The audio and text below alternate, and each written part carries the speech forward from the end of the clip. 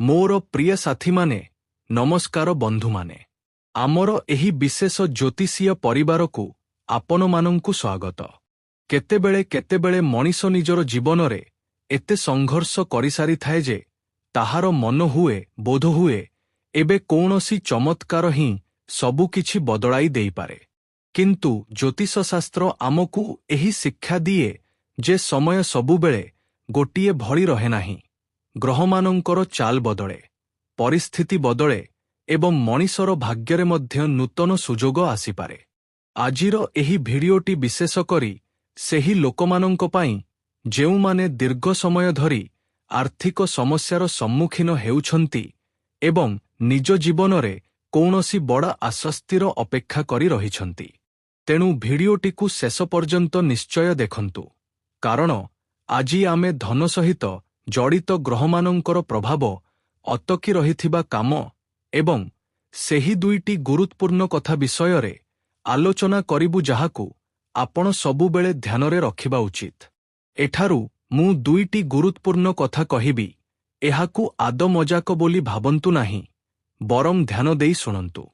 ବନ୍ଧୁମାନେ, ସତର୍କ ହୋଇଯାଆନ୍ତୁ। ଆଗାମୀ ଘଣ୍ଟା ମଧ୍ୟରେ ଟଙ୍କାରେ ବାଲ୍ଟି ଭର୍ତ୍ତି ହେବା ଭଳି ସୁଯୋଗ ଆସିବାକୁ ଯାଉଛି। ମୁଁ ଆପଣଙ୍କ ଗୁରୁ ଆଚାର୍ଯ୍ୟ ଶୈଳେନ୍ଦ୍ର ପାଣ୍ଡେ। ମୁଁ ମିଛ କହିବି ନାହିଁ, ଯାହା ବି କହିବି ସତ କହିବି। ବନ୍ଧୁମାନେ, ଏକ ବଡ଼ ଖୁସି ଖବର ଆପଣଙ୍କ ଅପେକ୍ଷାରେ ଅଛି। ସମୟ ମଧ୍ୟ ବତ କମ ଅଛି। ତେଣୁ ସତର୍କତାର ସହିତ ଭିଡ଼ିଓଟିକୁ ଶେଷ ପର୍ଯ୍ୟନ୍ତ ଦେଖନ୍ତୁ ଏବଂ ଏହି ମାତ୍ର ଦୁଇଟି କଥା ସବୁବେଳେ ଧ୍ୟାନରେ ରଖନ୍ତୁ। ଯଦି ଆପଣଙ୍କ ଜୀବନ ସମ୍ପୂର୍ଣ୍ଣ ରୂପେ ନ ବଦଳିଲା, ତେବେ ମୋତେ କହିବେ। ହଁ, ଆପଣଙ୍କ ଜୀବନରେ ଚମତ୍କାରୀ ପରିବର୍ତ୍ତନ ଆସିବ। ଆଗାମୀ ଘଣ୍ଟା ମଧ୍ୟରେ ଆପଣ କୋଟି କୋଟି ଟଙ୍କା ପାଇପାରିବେ। କିନ୍ତୁ ସେଥିପାଇଁ ଆପଣଙ୍କୁ କିଛି ବିଶେଷ କଥା ଧ୍ୟାନରେ ରଖିବାକୁ ପଡ଼ିବ, ଯାହା ଆଗକୁ ମୁଁ କହିବାକୁ ଯାଉଛି। ବନ୍ଧୁମାନେ, କେତେବେଳେ କେତେବେଳେ ଜୀବନରେ ମଣିଷ ଏତେ କ୍ଳାନ୍ତ ହୋଇପଡ଼େ ଯେ ତାହାର ମନ ହୁଏ ବୋଧହୁଏ ଏବେ କେବଳ ଭଗବାନ ହିଁ କୌଣସି ପନ୍ଥା ଦେଖାଇପାରିବେ। ପରିଶ୍ରମ ପୂର୍ଣ୍ଣ ଥାଏ, କିନ୍ତୁ ଟଙ୍କା ତିଷ୍ଠି ରହେ ନାହିଁ। ଆବଶ୍ୟକତା ସମୟରେ କେହି ସାଥ ଦିଅନ୍ତି ନାହିଁ ଏବଂ ମନରେ ଗୋଟିଏ ପ୍ରଶ୍ନ ଆସେ, ଶେଷରେ ମୋ ଜୀବନ କେବେ ବଦଳିବ? ଜୀବନରେ ଖୁସି କେବେ ଆସିବ? ଏହିପରି ନାନା ପ୍ରକାର ପ୍ରଶ୍ନ ମନରେ ଘୂରି ବୁଲେ, କିନ୍ତୁ ଏହାର ଉତ୍ତର ଶୀଘ୍ର ମିଳେ ନାହିଁ। କିନ୍ତୁ ଶାସ୍ତ୍ରରେ କୁହାଯାଇଛି ଯେ ପ୍ରତ୍ୟେକ ବ୍ୟକ୍ତିଙ୍କ ଜୀବନରେ ଏପରି ଏକ ସମୟ ନିଶ୍ଚୟ ଆସେ ଯେତେବେଳେ ପରିସ୍ଥିତି ଧୀରେ ଧୀରେ ତାଙ୍କର ଅନୁକୂଳ ହେବାକୁ ଲାଗେ, ଖୁସି ଆସିବା ଆରମ୍ଭ ହୁଏ ଏବଂ ଜୀବନ ସମ୍ପୂର୍ଣ୍ଣ ରୂପେ ବଦଳିଯାଏ। ଆଜିର ଏହି ସଂକେତ ମଧ୍ୟ ଏହି ପରିବର୍ତ୍ତନ ଆଡ଼କୁ ଇଙ୍ଗିତ କରୁଛି। ସମୟ ଅତ୍ୟନ୍ତ କମ ଅଛି। ଭିଡ଼ିଓଟିକୁ ମଜାକ ବୋଲି ଭାବି ଭୁଲ କରନ୍ତୁ ନାହିଁ। ବନ୍ଧୁମାନେ, ଭୋଳା ବାବାଙ୍କର ଏପରି ସଂକେତ ମିଳୁଛି ଯାହାକୁ ଆପଣ ସାଧାରଣ ଆଖିରେ ବର୍ଣ୍ଣନା କରିପାରିବେ ନାହିଁ। ଏହି ସମୟରେ ଆପଣଙ୍କ କୁଣ୍ଡଳୀରେ ଧନ ସହିତ ଜଡ଼ିତ ଗ୍ରହମାନଙ୍କର ସ୍ଥିତିକୁ ବୁଝିବା ଅତ୍ୟନ୍ତ ଜରୁରୀ ଅଟେ। ବିଶେଷ କରି ଗୁରୁ, ଶୁକ୍ର, ବୁଧ ଏବଂ ଶନିଙ୍କର ପ୍ରଭାବ ଧନ, କର୍ମ ଏବଂ ଆର୍ଥିକ ସ୍ଥିରତା ସହିତ ଜଡ଼ିତ ହୋଇଥାଏ। ଏବଂ ଏବେ ଆଗାମୀ ସମୟରେ ଆପଣ ମାଲାମାଲ ହୋଇଯିବେ। କିନ୍ତୁ ବନ୍ଧୁମାନେ, ମୋ କଥାକୁ ମଜାକ ବୋଲି ଭାବିବାର ଭୁଲ କରନ୍ତୁ ନାହିଁ ଏବଂ ଶେଷ ପର୍ଯ୍ୟନ୍ତ ଦେଖନ୍ତୁ। ଯଦି ଗତ କିଛି ସମୟଠାରୁ ଆପଣଙ୍କ ଜୀବନରେ ଟଙ୍କାର ଅସୁବିଧା ଚାଲିଛି କିମ୍ବା ବାରମ୍ବାର ଖର୍ଚ୍ଚ ବଢ଼ୁଛି କିମ୍ବା ଟଙ୍କା ଆସିବା ମାତ୍ରେ କୌଣସି ନା କୌଣସି କାମରେ ବାହାରି ଯାଉଛି, ତେବେ ଭୟଭୀତ ହେବାର କୌଣସି ଆବଶ୍ୟକତା ନାହିଁ। କାରଣ ଏବେ ଏପରି ଏକ ସମୟର ନିର୍ମାଣ ହେବ ଯାହାକୁ ଆପଣ ଜନ୍ମଜନ୍ମାନ୍ତର ପର୍ଯ୍ୟନ୍ତ ମନେ ରଖିବେ। ହଁ ବନ୍ଧୁମାନେ, ଏବେ ଆପଣ ସମ୍ପୂର୍ଣ୍ଣ ଭାବରେ ରାଜାଙ୍କ ପରି ଜୀବନ ଜୀଇବେ। ଟଙ୍କାର କୌଣସି ଅଭାବ ଆପଣଙ୍କ ପାଖରେ ରହିବ ନାହିଁ। କେବଳ ସାହସ ହାରନ୍ତୁ ନାହିଁ ଏବଂ ମନେ ରଖନ୍ତୁ, ଯାହା ହୁଏ ସବୁ ଭଲ ପାଇଁ ହିଁ ହୁଏ। ଚିନ୍ତା କରିବାର କୌଣସି ଆବଶ୍ୟକତା ନାହିଁ। ଡିପ୍ରେସନରେ ରହିବାର ମଧ୍ୟ କୌଣସି ଆବଶ୍ୟକତା ନାହିଁ। କାରଣ ବାରମ୍ବାର ଶନିଦେବ ବ୍ୟକ୍ତିଙ୍କୁ ଅଟକାନ୍ତି ନାହିଁ, ବରଂ ତାଙ୍କୁ ଆର୍ଥିକ ଭାବରେ ମଜବୁତ କରିବା ପାଇଁ ପ୍ରଥମେ ତାଙ୍କର ପରୀକ୍ଷା ନିଅନ୍ତି ଏବଂ ତାପରେ ଯାଇ ତାଙ୍କ ଜୀବନରେ ଖୁସି ଆସିଥାଏ। ଏବଂ ଏବେ ଆପଣଙ୍କ ଜୀବନରେ ଖୁସି ଆସିବାକୁ ଯାଉଛି। ହଁ ବନ୍ଧୁମାନେ, କାରଣ ଶନିଦେବ ବ୍ୟକ୍ତିଙ୍କୁ ସଠିକ୍ ପଥ ଦେଖାନ୍ତି। ଯଦି ଆପଣ ସେହି ପଥରେ ଚାଲିବେ, ତେବେ ଆପଣଙ୍କ ଜୀବନ ସମ୍ପୂର୍ଣ୍ଣ ରୂପେ ବଦଳିଯିବ ଏବଂ ଆପଣ ଖୁସି ପାଇବେ। ଯେତେବେଳେ ପରୀକ୍ଷା ସମ୍ପୂର୍ଣ୍ଣ ଭାବରେ ଶେଷ ହୁଏ, ସେତେବେଳେ ସେହି ବ୍ୟକ୍ତି ନିଜର ପରିଶ୍ରମର ଫଳ ଦେଖିଥାଏ। ହଁ ବନ୍ଧୁମାନେ, ଏହି ସମୟରେ ପ୍ରଥମ ସଂକେତ ହେଉଛି ପୁରୁଣା ଅଟକି ରହିଥିବା କାମ ପୁଣି ଥରେ ଚାଲିବ। ଏଥିପାଇଁ ବହୁତ ବହୁତ ଅଭିନନ୍ଦନ। ଆଗାମୀ ଘଣ୍ଟା ମଧ୍ୟରେ ମହାକାଳଙ୍କ ଆଶୀର୍ବାଦ ପ୍ରାପ୍ତ ହେବାକୁ ଯାଉଛି। ସେହିପରି ଶନିଦେବ ଏବଂ ବଜରଙ୍ଗବଳୀଙ୍କ କୃପା ମଧ୍ୟ ଆପଣଙ୍କ ଉପରେ ରହିଛି। ତେଣୁ ଆପଣଙ୍କର ଲଟେରୀ ଲାଗିଯାଇପାରେ ଏବଂ ଆପଣଙ୍କ ଜୀବନ ହଠାତ୍ ବଦଳି ଯାଇପାରେ। ଜୀବନରେ ନାନା ପ୍ରକାର ମୋଡ଼ ଆସେ, କିନ୍ତୁ କିଛି ଏପରି ଲୋକ ଥାଆନ୍ତି ଯେଉଁମାନେ ଏପରି ମୋଡ଼ରୁ ନିଜ ଜୀବନକୁ ବେହେତର ବନାଇ ପାରନ୍ତି।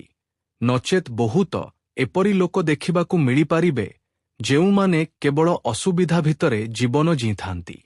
ବନ୍ଧୁମାନେ, ଯେଉଁ କାମଟିକୁ ଆପଣ ପ୍ରାୟ ଛାଡ଼ି ଦେଇଥିଲେ, ସେହି କାମରୁ ହଠାତ୍ କୌଣସି ଖବର ଆସିପାରେ, କୌଣସି ପୁରୁଣା ପେମେଣ୍ଟ ମିଳିପାରେ, କୌଣସି ଅଟକି ରହିଥିବା କାମ ଆଗକୁ ବଢ଼ିପାରେ କିମ୍ବା କାମ କ୍ଷେତ୍ରରେ ଏପରି ସୁଯୋଗ ମିଳିପାରେ ଯାହାର ଆପଣ ଆଶା ମଧ୍ୟ କରିନଥିଲେ।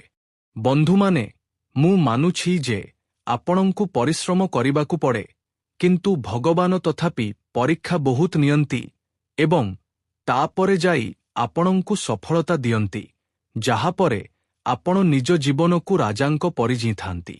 ଏବେ ଆପଣଙ୍କୁ କୌଣସି ବି ଜିନିଷର କୌଣସି ଟେନସନ୍ ନେବାର ଆବଶ୍ୟକତା ନାହିଁ, କାରଣ ଖୁସି ଏବେ ଆପଣଙ୍କୁ ପ୍ରତ୍ୟେକ ପରିସ୍ଥିତିରେ ମିଳିବ ଏବଂ ଯାହା ଆପଣଙ୍କୁ ଦରକାର, ତାହା ଏବେ ଆପଣଙ୍କୁ ମିଳିବାକୁ ଯାଉଛି। ତେଣୁ ଭିଡିଓଟିକୁ ଲାଇକ୍ କରନ୍ତୁ, ଚ୍ୟାନେଲ ସବସ୍କ୍ରାଇବ୍ କରନ୍ତୁ ଏବଂ କମେଣ୍ଟ ବକ୍ସରେ ହର ହର ମହାଦେବ ଲିଖିତ କରନ୍ତୁ। ନୂତନ ନୂତନ କ୍ଷେତ୍ରରୁ ଆପଣଙ୍କୁ ଖୁସି ମିଳିବ। ଯେଉଁ ଜିନିଷ ପାଇଁ ଆପଣ ଛଟପଟ ହେଉଥିଲେ, ସେହି ସବୁ ସ୍ୱପ୍ନ ଆପଣଙ୍କର ସତ ହେବାକୁ ଯାଉଛି। ଦେଖନ୍ତୁ, ଏହି ଦୁନିଆରେ ବହୁତ ଏପରି ଲୋକ ଅଛନ୍ତି ଯାହାଙ୍କ ପାଖରେ ଟଙ୍କା ବହୁତ ଆସେ, କିନ୍ତୁ ସେମାନେ କେବେ ବି ନିଜ ଟଙ୍କାକୁ ସାଇତି ରଖିପାରନ୍ତି ନାହିଁ। ଖରାପ ସମୟରେ ସେମାନଙ୍କୁ ବହୁତ ଅଧିକ ଅପମାନର ସମ୍ମୁଖୀନ ହେବାକୁ ପଡ଼େ। ଏଥିପାଇଁ ଟଙ୍କା ଆସିବାଠାରୁ ଅଧିକ ଜରୁରୀ ହେଉଛି ସାଇତି ରଖିବା। ପ୍ରତ୍ୟେକ ଟଙ୍କାକୁ ଖରାପ ସମୟରେ ସାଇତି ରଖିପାରନ୍ତି ନାହିଁ, ସଞ୍ଚୟ କରିପାରନ୍ତି ନାହିଁ, କାରଣ ଧନ ପ୍ରାପ୍ତି କେବଳ ରୋଜଗାର ଦ୍ୱାରା ହୁଏ ନାହିଁ, ବରଂ ସଠିକ୍ ନିଷ୍ପତ୍ତି ଦ୍ୱାରା ଧନ ତିଷ୍ଠି ରହିଥାଏ। ବନ୍ଧୁମାନେ, ଆପଣଙ୍କ ଜୀବନରେ ଗୋଟିଏ ପରେ ଗୋଟିଏ ଖୁସି ଆସିବ, କିନ୍ତୁ ସେଥିପାଇଁ ଆପଣଙ୍କୁ ପୂର୍ବରୁ ପ୍ରସ୍ତୁତ ହେବାକୁ ପଡ଼ିବ। ଏବେ ଯେଉଁ ସମୟ ଆସିଛି, ଏଠାରେ ବ୍ରହ୍ମାଣ୍ଡର ଶକ୍ତି ସହିତ ମାତା ଲକ୍ଷ୍ମୀଜୀ ମଧ୍ୟ ଆପଣଙ୍କ ଉପରେ ପ୍ରସନ୍ନ ହୋଇଛନ୍ତି।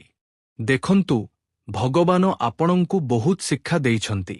ହଁ, ଏବଂ ଏବେ ଆପଣଙ୍କୁ ନିଜ ଜୀବନକୁ ସିକ୍ୟୁର କରିବାକୁ ପଡ଼ିବ। କ୍ୟାରିୟରରେ ବଡ଼ ପରିବର୍ତ୍ତନ ସାମମ୍ପନେ ଦୃଶ୍ୟମାନ ହେଉଛି ଏବଂ କୁଣ୍ଡଳୀରେ ଦୁର୍ଲଭ ସଂକେତ ମଧ୍ୟ ସ୍ପଷ୍ଟ ଦୃଶ୍ୟମାନ ହେଉଛି। ଏଥିପାଇଁ ଜ୍ୟୋତିଷ ଶାସ୍ତ୍ରର ଅନୁସାରେ ବୁଧଙ୍କୁ ବୁଦ୍ଧି ଏବଂ ବ୍ୟାପାର ସହିତ ଯୋଡ଼ାଯାଏ। ଏଥିପାଇଁ ଏହି ସମୟରେ ଆପଣଙ୍କୁ ନିଜର ନିଷ୍ପତ୍ତିଗୁଡ଼ିକ ବହୁତ ସାବଧାନତାର ସହିତ ନେବାର ଆବଶ୍ୟକତା ରହିଛି। ଦେଖନ୍ତୁ, କାହାର କହିବା ଦ୍ୱାରା ଟଙ୍କା ଲଗାଇବା, ବିନା ଜ୍ଞାନରେ ଧାର ଦେବା କିମ୍ବା ଶୀଘ୍ର ଧନୀ ହେବାର ଲୋଭରେ ଜୋଖିମ ନେବା ଆପଣଙ୍କ ପାଇଁ ବହୁତ ବଡ଼ କ୍ଷତିକାରକ ହୋଇପାରେ। ବ୍ରହ୍ମାଣ୍ଡର ସଂକେତ ଆପଣଙ୍କୁ ମାଲାମାଲ କରିବା ପାଇଁ ଅଣ୍ଟା ଭିଡ଼ିଛି, କିନ୍ତୁ ଆପଣଙ୍କୁ ମଧ୍ୟ ଟିକିଏ ପ୍ରସ୍ତୁତ ହେବାକୁ ପଡ଼ିବ, କାରଣ ଆଗାମୀ ଘଣ୍ଟା ମଧ୍ୟରେ ଆପଣଙ୍କୁ ବହୁତ ବଡ଼ ଖୁସି ଖବର ମିଳିବ। ହଁ ବନ୍ଧୁମାନେ, ଆପଣ ସମ୍ପୂର୍ଣ୍ଣ ସଠିକ୍ ଶୁଣୁଛନ୍ତି। ଏବେ ଏଠାରୁ ଆମେ କଥା ହେବୁ ସବୁଠାରୁ ଖାସ୍ ସଂକେତ ବିଷୟରେ, ଯାହାକୁ ଆପଣଙ୍କୁ ଏକଦମ ଧ୍ୟାନରେ ମନେ ରଖିବାକୁ ହେବ। ବନ୍ଧୁମାନେ, ଯଦି ଆପଣଙ୍କୁ ଗତ କିଛି ଦିନରୁ ବାରମ୍ବାର ଧନ, ସୁନା, ମନ୍ଦିର ଭଗବାନ କିମ୍ବା ଜଳ ସହିତ ଜଡ଼ିତ ସ୍ୱପ୍ନ ଦେଖାଯାଉଛି, ତେବେ ଏହାକୁ ହାଲୁକା ଭାବରେ ନେବେ ନାହିଁ। ଏହା ଏକ ଆଧ୍ୟାତ୍ମିକ ସଙ୍କେତ ଆଡ଼କୁ ଇଙ୍ଗିତ କରୁଛି। ଏଥିପାଇଁ ଗାମ୍ଭୀର୍ଯ୍ୟର ସହିତ ଭିଡିଓଟିକୁ ଶେଷ ପର୍ଯ୍ୟନ୍ତ ଦେଖନ୍ତୁ। ଏଭଳି ସ୍ୱପ୍ନ ଅନେକ ସମୟରେ ଆମର ମନର ଆର୍ଥିକ ଚିନ୍ତା ଏବଂ ଆମର ଆଶାଗୁଡ଼ିକୁ ମଧ୍ୟ ଦର୍ଶାଇଥାଏ, ଯାହା ପରିବର୍ତ୍ତନ ଆଗାମୀ ଘଣ୍ଟା ମଧ୍ୟରେ ଆପଣଙ୍କ ଜୀବନରେ ଦେଖିବାକୁ ମିଳିପାରେ। ଏପରି ପରିବର୍ତ୍ତନ କାହାର ଜୀବନରେ ଦେଖିବାକୁ ମିଳେ ନାହିଁ। ବନ୍ଧୁମାନେ, ଅନେକ ସମୟରେ ଆମେ ନାନା ପ୍ରକାର ଭୁଲ କରିଥାଉ, କିନ୍ତୁ କିଛି ହିଁ ଏପରି ଲୋକ ଥାଆନ୍ତି ଯେଉଁମାନେ ଏପରି ଭୁଲରୁ ଶିକ୍ଷା ନେଇ ନିଜ ଜୀବନରେ ଆଗକୁ ବଢ଼ନ୍ତି। ବାକି ବହୁତ ଲୋକ ଆପଣଙ୍କୁ ଦେଖିବାକୁ ମିଳିଯିବେ ଯେଉଁମାନେ ଭୁଲ କରିବା ପରେ ମଧ୍ୟ ସଠିକ୍ ଶିକ୍ଷା ନେଇପାରନ୍ତି ନାହିଁ। ହଁ ବନ୍ଧୁମାନେ, ଦେଖନ୍ତୁ, ଆଜି ମୁଁ ଆପଣଙ୍କୁ କେବଳ ଟଙ୍କା କଥା କହିବି ନାହିଁ, ବରଂ ସଠିକ୍ ପରାମର୍ଶ ମଧ୍ୟ ଦେବି। ହଁ, ଆପଣ ସମ୍ପୂର୍ଣ୍ଣ ସଠିକ୍ ଶୁଣୁଛନ୍ତି। ମୁଁ ଆପଣଙ୍କୁ କହିବି ଯେ ଯେତେବେଳେ ଆପଣଙ୍କ ପାଖରେ ଟଙ୍କା ଆସିବ, ସେତେବେଳେ ତାହାକୁ ସାଇତି ରଖିବାର ଅଭ୍ୟାସ ଆପଣଙ୍କୁ କିପରି କରିବାକୁ ହେବ। ଜୀବନରେ ଅନେକ ଲୋକ ଟଙ୍କା ବହୁତ ରୋଜଗାର କରନ୍ତି କିନ୍ତୁ ବଞ୍ଚାଇ ପାରନ୍ତି ନାହିଁ। ଆପଣଙ୍କ ପାଇଁ ପାଳ ନିୟମ ହେବା ଉଚିତ ଟଙ୍କାକୁ ବଞ୍ଚାଇବା। ହଁ, ରୋଜଗାରର ଗୋଟିଏ ଅଂଶ ସଞ୍ଚୟ, ଗୋଟିଏ ଅଂଶ ଜରୁରୀ ଖର୍ଚ୍ଚ ଏବଂ ଗୋଟିଏ ଅଂଶ ଭବିଷ୍ୟତ ପାଇଁ ହେବା ଉଚିତ। ଏହିଭଳି ଲୋକମାନେ ଖରାପ ସମୟରେ ଡରନ୍ତି ନାହିଁ ଏବଂ ଜୀବନକୁ ସିକ୍ୟୁର କରନ୍ତି। କାମ ଯେତେ ଛୋଟ ହେଉନା କାହିଁକି, କିନ୍ତୁ ଆପଣଙ୍କୁ କିଛି ନା କିଛି ବଞ୍ଚାଇକି ହିଁ ଚାଲିବା ଉଚିତ। ମନେ ରଖନ୍ତୁ, ଆଜି ବଞ୍ଚାଇଥିବା ଛୋଟ ଟଙ୍କା ହିଁ ଆଜିକାଲି ବଡ଼ ସଙ୍କଟରେ ଆପଣଙ୍କର ସବୁଠାରୁ ବଡ଼ ସାହାରା ହୋଇପାରେ। ଦେଖନ୍ତୁ, ପ୍ରତ୍ୟେକ ମଣିଷ ଏହି କଥା ବୁଝିପାରେ, କିନ୍ତୁ କିଛି ଲୋକ ଡେରି କରିଦିଅନ୍ତି ଏବଂ କିଛି ଲୋକ ପୂର୍ବରୁ ବୁଝିଯାଆନ୍ତି। କିନ୍ତୁ ଯଦି ଆପଣଙ୍କୁ ଏହି ସମୟ ବୁଝାପଡ଼ୁଛି, ତେବେ ଦେଖନ୍ତୁ ଅଧିକ ଡେରି ହୋଇନାହିଁ। ଏବେ ତ ଆପଣଙ୍କ ଜୀବନର ଆରମ୍ଭ, ପ୍ରଥମ ପାଦ, ପ୍ରଥମ ଚରଣ। ଏଠାରୁ ଯଦି ଆପଣ ଟିକିଏ ନିଜ ମସ୍ତିଷ୍କକୁ ଖୋଲା ରଖିବେ, ତେବେ ସମସ୍ତ ଦେବଦେବୀଙ୍କ ଆଶୀର୍ବାଦ ପ୍ରାପ୍ତ କରିବା ପାଇଁ ଯାହା ବି ଅଧିକ ଡେରି ଚାଲିଛି, ତାହା ଦୂର ହେବ ଏବଂ ଆପଣଙ୍କର ସମସ୍ତ କାର୍ଯ୍ୟ ବନିଯିବ। ନାହିଁ, ନଚେତ୍ ଅନ୍ୟ କେହି ଏହାର ଫାଇଦା ଉଠାଇ ପାରନ୍ତି। ଚାକିରିରେ ଆପଣଙ୍କର ପ୍ରତିଷ୍ଠା ଏବଂ ସମ୍ମାନ ବଜାୟ ରହିବ ଏବଂ ବନ୍ଧୁମାନେ ଘରେ ସୁଖଶାନ୍ତି ରହିବ। ପ୍ରେମ ସମ୍ପର୍କକୁ ବିବାହ ପର୍ଯ୍ୟନ୍ତ ନେଇଯିବାର କଥା ଆଗକୁ ବଢ଼ିପାରେ। ତଥା ତେଲଭାଜା ଏବଂ ଭାରି ଭୋଜନ କମ୍ କରନ୍ତୁ। ଯଦି କୌଣସି ଆୟୁର୍ବେଦିକ ଜିନିଷକୁ ଉପଚାର ଭାବରେ ନେବାକୁ ଚାହୁଁଛନ୍ତି, ତେବେ ଯୋଗ୍ୟ ବିଶେଷଜ୍ଞଙ୍କ ପରାମର୍ଶ ନେବା ଭଲ ହେବ। ଏବଂ ହଁ, ଆଜି ସନ୍ତୁଷ୍ଟି ଏବଂ ଖୁସିପୂର୍ଣ୍ଣ ଦିନ ରହିପାରେ। ଘର ପାଇଁ କୌଣସି ପସନ୍ଦର ଜିନିଷ ମିଳିବା ଦ୍ୱାରା ଖୁସି ମିଳିବ। ପିଲାମାନଙ୍କର ଉପଲବ୍ଧି ଉପରେ ଗର୍ବ ଅନୁଭବ ହେବ। ଘରର ବଡ଼ ଲୋକମାନଙ୍କର ସହଯୋଗ ଏବଂ ଆଶୀର୍ବାଦ ମନୋବଳ ବଢ଼ାଇବ। ପୁରୁଣା ମନୋମାଳିନ୍ୟ ଦୂର ହେବା ଦ୍ୱାରା ସମ୍ପର୍କରେ ପୁଣି ଥରେ ମିଠାପଣ ଆସିବ। ଦୀର୍ଘ ସମୟରୁ ଅସମ୍ପୂର୍ଣ୍ଣ ଥିବା କୌଣସି ଇଚ୍ଛା ପୂର୍ଣ୍ଣ ହେବାର ସମ୍ଭାବନା ମଧ୍ୟ ବନିପାରେ। ଭଲ ସମୟର ଆନନ୍ଦ ନିଅନ୍ତୁ, କିନ୍ତୁ ବ୍ୟବହାର ସନ୍ତୁଳିତ ରଖନ୍ତୁ। ଏବଂ ବନ୍ଧୁମାନେ, ଅଫିସରେ ଆପଣଙ୍କର ବିଚାରଗୁଡ଼ିକର ପ୍ରଶଂସା ହେବ, ବସ ଆପଣଙ୍କ କାମରେ ଖୁସି ହୋଇପାରନ୍ତି ଏବଂ ଆର୍ଥିକ ଫାଇଦା ମିଳିବାର ସମ୍ଭାବନା ମଧ୍ୟ ବନିପାରେ। କଳା, ଡିଜାଇନ ଏବଂ ମିଡିଆ ସହିତ ଜଡ଼ିତ ଲୋକମାନଙ୍କୁ ଆଗକୁ ବଢ଼ିବାର ସୁଯୋଗ ମିଳିପାରେ। ସହକର୍ମୀମାନଙ୍କ ସହିତ ମିଶି କାମ କରିବା ଦ୍ୱାରା ନୂତନ ଦିଶା ମିଳିବ। ନିଜର ପ୍ରତିଭା ପ୍ରଦର୍ଶନ କରିବାର ଭଲ ସୁଯୋଗ ମିଳିବ। ସଫଳତା ସହିତ ବ୍ୟବହାରରେ ନମ୍ରତା ବଜାୟ ରଖିବା ଆଗକୁ ମଧ୍ୟ ଆପଣଙ୍କ ପାଇଁ ଲାଭଦାୟକ ହେବ। ଏବଂ ହଁ, ପ୍ରେମୀ ଯୁଗଳଙ୍କ ମଧ୍ୟରେ ବୁଝାମଣା ବଢ଼ିବ। ଅବିବାହିତ ଲୋକଙ୍କର କୌଣସି ପୁରୁଣା ବନ୍ଧୁ ସହିତ ସମ୍ପର୍କ ନୂତନ ଦିଶା ନେଇପାରେ। ପାର୍ଟନର ଆପଣଙ୍କ ଭାବନାକୁ ଭଲ ଭାବରେ ବୁଝିବେ। ଛୋଟ ଯାତ୍ରା ସମୟରେ ସାଥିରେ ଭଲ ସମୟ ଅତିବାହିତ ହୋଇପାରେ। ପରସ୍ପରର ଇଚ୍ଛା ଏବଂ ଭବିଷ୍ୟତର ଯୋଜନାଗୁଡ଼ିକୁ ବୁଝିବା ଦ୍ୱାରା ସମ୍ପର୍କ ମଜବୁତ ହେବ। ଛୋଟ ଛୋଟ କଥାରେ ନରମତା ବଜାୟ ରଖିବା ଦ୍ୱାରା ପ୍ରେମ ଏବଂ ଭରସା ବଢ଼ିବ ଏବଂ ଘରର ମରାମତି ବା ସଂସ୍କାର ଯୋଜନା ଉପରେ ପରିବାର ସହିତ ଉପଯୋଗୀ ଆଲୋଚନା ହେବ। ଘନିଷ୍ଠ ଲୋକମାନଙ୍କ ସହିତ ଭଲ ସମୟ ବିତିବ। କୌଣସି ଖାସ୍ ପ୍ରସଙ୍ଗରେ ହୋଇଥିବା ଆଲୋଚନା ଆପଣଙ୍କ ପାଇଁ ଲାଭଦାୟକ ରହିପାରେ। ଏବଂ ହଁ, ଆବଶ୍ୟକତାଠାରୁ ଅଧିକ ଭାବୁକ ବା ଉଦାର ହେବାରୁ ବଞ୍ଚନ୍ତୁ, ନଚେତ୍ କେହି ଏହାର ଫାଇଦା ଉଠାଇପାରନ୍ତି। ଘନିଷ୍ଠ ସମ୍ପର୍କୀୟଙ୍କ ସହିତ ଓଡ଼ା କଥା ହୋଇପାରେ। ଉଧାରର ନଦେନରୁ ଦୂରେଇ ରୁହନ୍ତୁ। ବ୍ୟବସାୟରୁ ଜଡ଼ିତ ଜରୁରୀ ନିଷ୍ପତ୍ତିଗୁଡ଼ିକ ନିଜେ ଚିନ୍ତା କରି ନିଅନ୍ତୁ। ଅନ୍ୟମାନଙ୍କ ଉପରେ ସମ୍ପୂର୍ଣ୍ଣ ନିର୍ଭରଶୀଳ ହୁଅନ୍ତୁ ନାହିଁ। କୌଣସି ସହଯୋଗୀଙ୍କର ବ୍ୟବହାର ଚିନ୍ତାରେ ପକାଇପାରେ, କିନ୍ତୁ ସମାଧାନ ବାହାର କରିନେବେ। ଚାକିରିରେ କୌଣସି ଅଜଣା ବ୍ୟକ୍ତିଙ୍କ ଉପରେ ଶୀଘ୍ର ଭରସା କରିବା କ୍ଷତିକାରକ ହୋଇପାରେ। ଏବଂ ହଁ, ଜୀବନସାଥୀ ଏବଂ ପରିବାରର ପୂର୍ଣ୍ଣ ସହଯୋଗ ମିଳିବ। ନିଜର ଭାବନା ଜାହିର କରିବା ପାଇଁ ସମୟ ଭଲ ଅଛି ଏବଂ ପେଟ ଯନ୍ତ୍ରଣା ବା ଏସିଡିଟି ଅସ୍ୱସ୍ତିରେ ପକାଇପାରେ। ବହୁତ ମସଲାଦାର ଏବଂ ଏସିଡିଟି ବଢ଼ାଉଥିବା ଭୋଜନ କମ୍ କରନ୍ତୁ। ଅସୁବିଧା ଅଧିକ ହେଲେ ଡକ୍ଟରଙ୍କ ପରାମର୍ଶ ନିଅନ୍ତୁ। ଏବଂ ହଁ, ଆଜି ପ୍ରତିସ୍ପର୍ଦ୍ଧା ଏବଂ ଅଲଗା ଅଲଗା ବିଚାର କାରଣରୁ ଟିକିଏ ତଣାଉତରା ରହିପାରେ। ପରିବାରରେ ଛୋଟ ଛୋଟ କଥାରେ ମତଭେଦ ହୋଇପାରେ, କିନ୍ତୁ ବୁଝାମଣା ଦ୍ୱାରା ପରିସ୍ଥିତି ସମ୍ଭାଳି ହୋଇଯିବ। ଘରେ କୌଣସି କାର୍ଯ୍ୟକ୍ରମ ଥିଲେ ସମସ୍ତଙ୍କୁ ସାଙ୍ଗରେ ନେଇ ଚାଲିବା ଚ୍ୟାଲେଞ୍ଜ ହୋଇପାରେ। କୌଣସି ସମ୍ପର୍କୀୟଙ୍କର ବ୍ୟବହାର ଆପଣଙ୍କୁ ଅସହଜ କରିପାରେ। ଶୀଘ୍ର ପ୍ରତିକ୍ରିୟା ଦେବା ପରିବର୍ତ୍ତେ ସାମନା ବ୍ୟକ୍ତିଙ୍କ କଥା ମଧ୍ୟ ଶୁଣନ୍ତୁ। ଭାବନା ଶାନ୍ତ ରଖି ନିଜର ଜରୁରୀ କାମଗୁଡ଼ିକ ଉପରେ ଧ୍ୟାନ ଦେବା ଅଧିକ ଲାଭଦାୟକ ହେବ। ଏବଂ ଅଫିସରେ ବିଚାରଗୁଡ଼ିକୁ ନେଇ ଟକ୍କର ହୋଇପାରେ। କିଛି ଲୋକ ଆପଣଙ୍କ ନିଷ୍ପତ୍ତି ସହିତ ସହମତ ହେବେ ନାହିଁ ବା ତାହାକୁ ଆହ୍ୱାନ କରିପାରନ୍ତି। ଏପରି ସମୟରେ ଆପଣଙ୍କର ନେତୃତ୍ୱ କ୍ଷମତା ଏବଂ ଶାନ୍ତ ବ୍ୟବହାର କାମରେ ଆସିବ। ମାର୍କେଟିଂ ଏବଂ ମିଡିଆ ସହିତ ଜଡ଼ିତ ଲୋକମାନଙ୍କୁ କୌଣସି ମିଟିଂରେ କଡ଼ା ଆଲୋଚନାର ସମ୍ମୁଖୀନ ହେବାକୁ ପଡ଼ିପାରେ। ନୂତନ ପ୍ରୋଜେକ୍ଟରେ କାହାର କ'ଣ ଦାୟିତ୍ୱ ରହିବ, ଏହାକୁ ନେଇ ଦ୍ୱନ୍ଦ୍ୱ ସୃଷ୍ଟି ହୋଇପାରେ। ନିଜର ଭୂମିକା ଏବଂ କାମକୁ ଆରମ୍ଭରୁ ହିଁ ସ୍ପଷ୍ଟ ରଖିବା ଭଲ ହେବ। ସେହିପରି ବନ୍ଧୁମାନେ ସମ୍ପର୍କରେ ଯୁକ୍ତିତର୍କ ବା ମତଭେଦ ହୋଇପାରେ। ଆପଣଙ୍କ କୌଣସି କଥାରୁ ପାର୍ଟନରଙ୍କୁ ଖରାପ ଲାଗିପାରେ। ଏଥିପାଇଁ ଶବ୍ଦର ଚୟନ ଭାବିଚିନ୍ତି କରନ୍ତୁ।